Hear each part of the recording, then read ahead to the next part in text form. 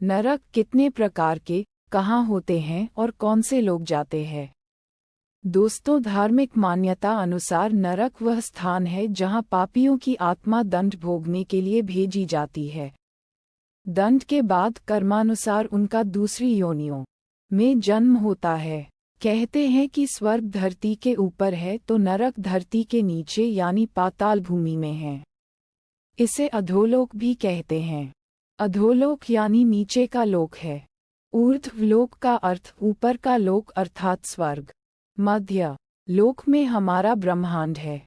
सामान्यतः 1 ऊर्ध्व गति, 2 स्थिर गति और 3 अधोगति होती है, जो कि अगति और गति के अंतर्गत आती हैं।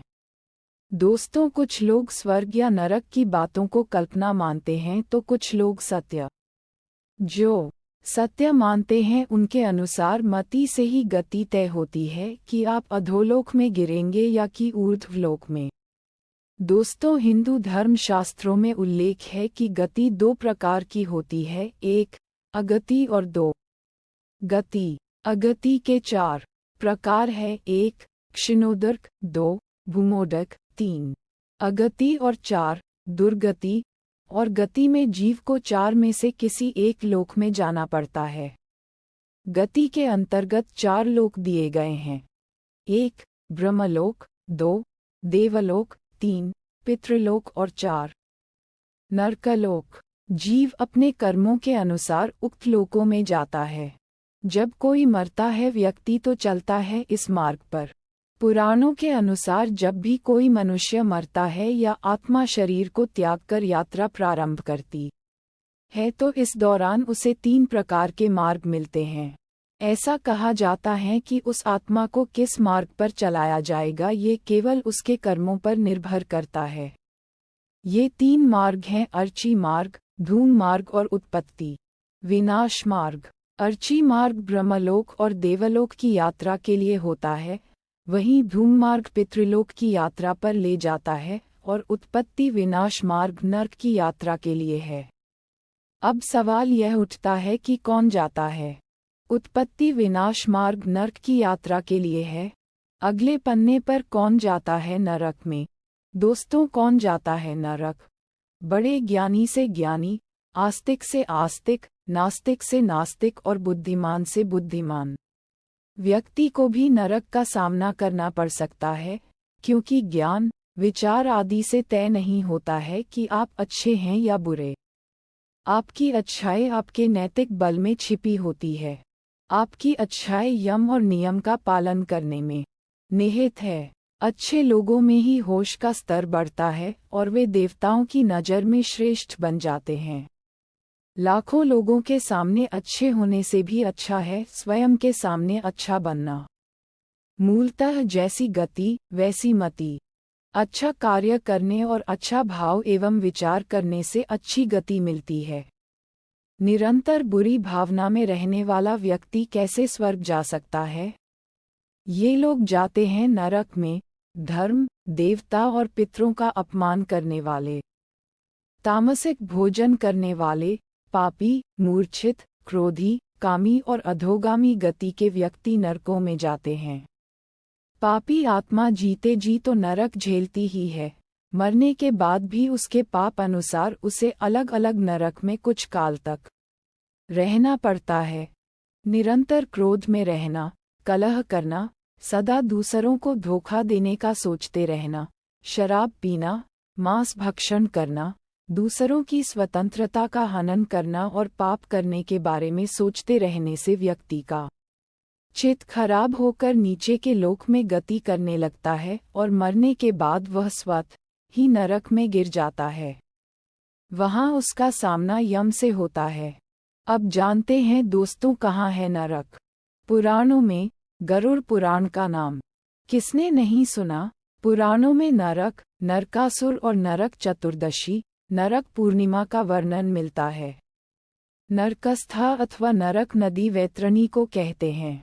नरक चतुर्दशी के दिन तेल से मालिश कर स्नान करना चाहिए। इसी तिथि को यम का तर्पण किया जाता है, जो पिता के रहते हुए भी किया जा सकता है।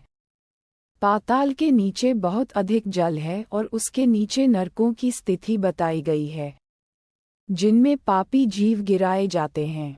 यूं तो नरकों की संख्या 55 करोड़ है, किंतु उनमें रौरव से लेकर श्वभोजन तक 21 प्रधान हैं। नरक का स्थान।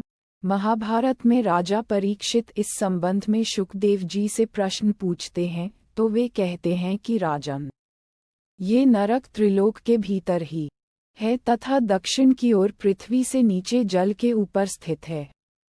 उस लोक में सूर्य के पुत्र पितराज भगवान यम है, वे अपने सेवकों के सहित रहते हैं तथा भगवान की आज्ञा का उल्लंघन न करते हुए अपने दूतों द्वारा वहां लाए हुए मृत प्राणियों को उनके दुष्कर्मों के अनुसार पाप का फल दंड देते हैं। दोस्तों, अब जानते कितने प्रकार के हैं नरक।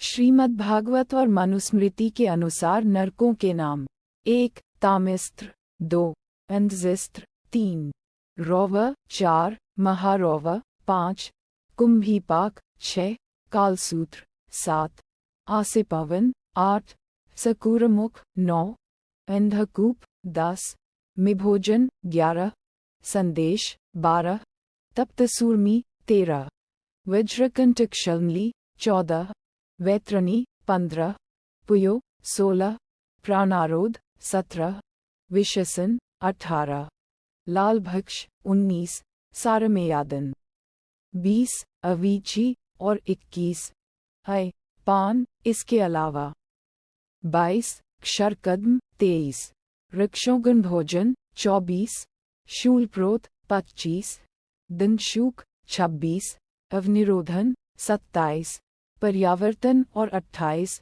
सूचीमुख। ये 22 से 28 मिलाकर कुल 28 तरह के नरक माने गए हैं, जो सभी धरती पर ही बताए जाते हैं। हालांकि कुछ पुराणों में इनकी संख्या 36 तक है। इनके अलावा वायु पुराण और विष्णु पुराण में भी कई नरककुंडों के नाम लिखे हैं: वसाकुंड, तप्तकुंड, सर्पकुंड और चक्रकुंड आदि। इन नरककुंडों की संख्या 86 है। इनमें से 7 नरक पृथ्वी के नीचे हैं और बाकी लोक के परे माने गए हैं। उनके नाम हैं रौरव, शीतस्तप, कालसूत्र, अप्रतिष्ठ, अवीची, लोकपृष्ठ और अविधेय हैं। हालांकि नरकों की संख्या 55 करोड़ है, किंतु उनमें रौरव से लेकर श्वभोजन तक 21 प्रधान माने गए हैं।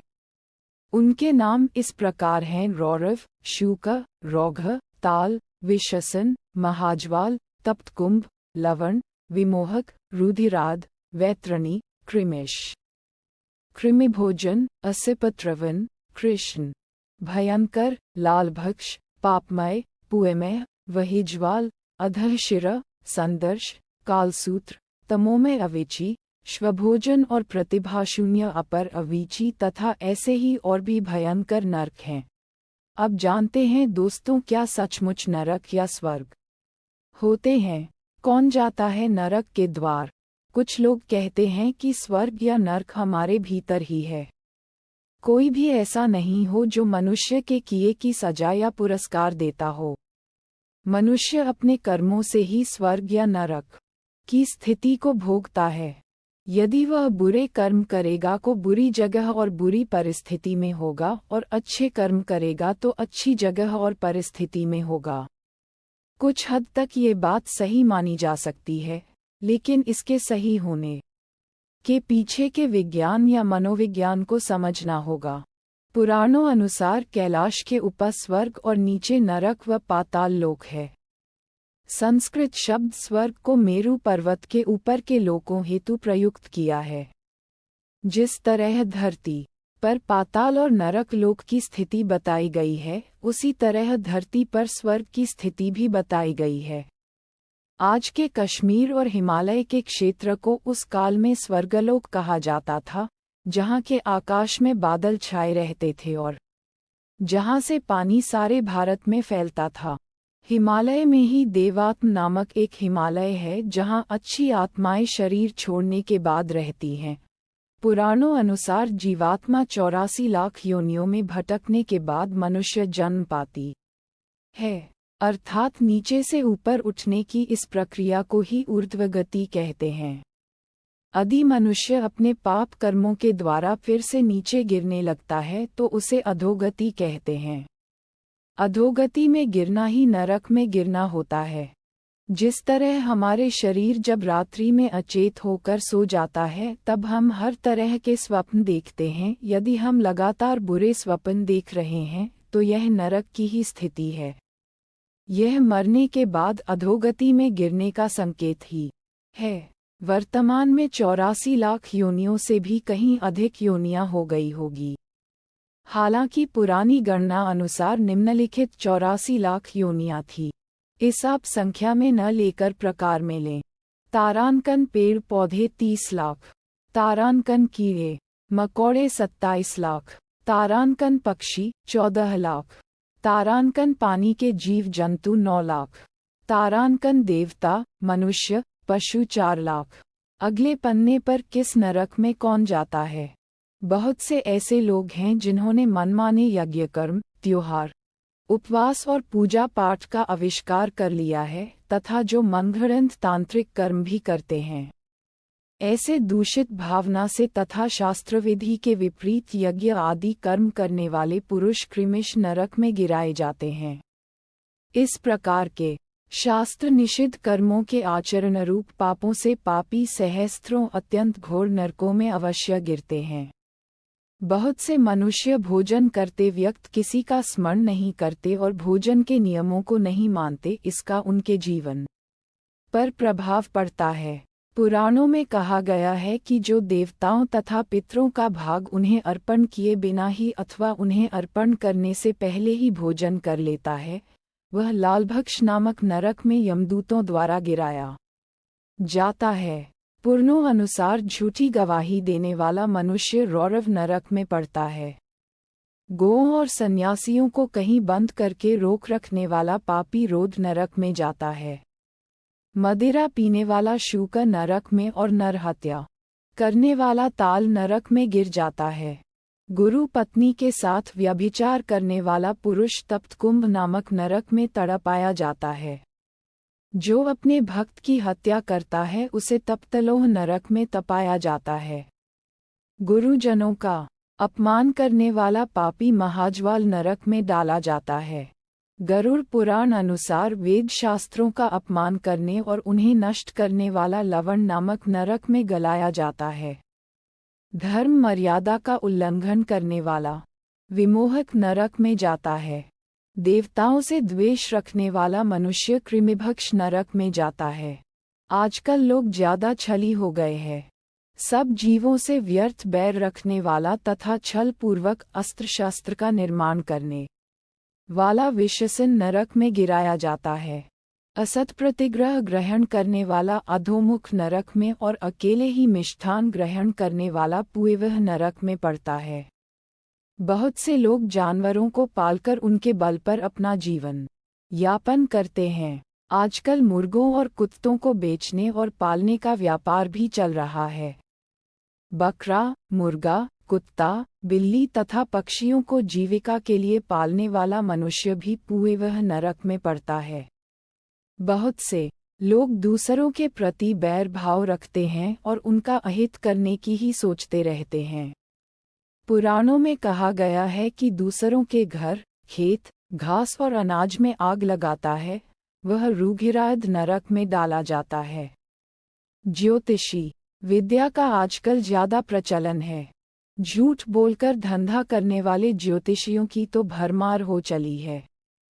पुराणों अनुसार नक्षत्र विद्या तथा नट एवं मल्लों की वृत्ति से जीविका चलाने वाला मनुष्य वैतरणी नामक नरक में जाता है। धन, ताकत और जवानी में अंधे और उन्मुक्त होकर दूसरों के धन का अपहरण करने वाले पापी को कृष्ण अंधकार नामक नरक में गिराया जाता है। पूरे विश्व में पर्यावरण को नुकसान पहुंचाया जा रहा है। बहुत तेजी से वृक्षों को काटा जा रहा है। पुराणों अनुसार वृक्षों को काटने वाला मनुष्य असिपत्र वन में जाता है। वृक्षों में भी पीपल, बड़, नीम, केल, अनार, बिल्व, आम, अशोक, शमी, नारियल, अनार, बांस आदि पवित्र वृक्षों को काटना तो घोर पाप माना गया है। इसके अलावा जो कपट वृत्ति से जीविका चलाते हैं वे सब लोग बहिज्वाल नामक नरक में गिराए जाते हैं। पराई स्त्री और पराये अन्न का सेवन करने वाला पुरुष संदर्श नरक में डाला जाता है। जो दिन में सोते हैं तथा वृत्त का लोप किया करते हैं और जो शरीर के मद से उन्मत्त रहते हैं वे सब लोग श्वभोज नामक नरक में पड़ते हैं। जो भगवान शिव और विष्णु को नहीं मानते उन्हें अवीची नरक में गिराया जाता है। दोस्तों, दरअसल मनुष्य अपने कर्मों से ही उक्त नरकों में गिर जाते हैं। जैसी मति वैसी गति, जैसी गति वैसा नरक। नरकों से छुटकारा पाने के लिए विद्वान लोग वेदों का पालन करने की सलाह देते हैं। वेद पठन, प्रार्थना और ध्यान से ही नरकों से बचा जा सकता है।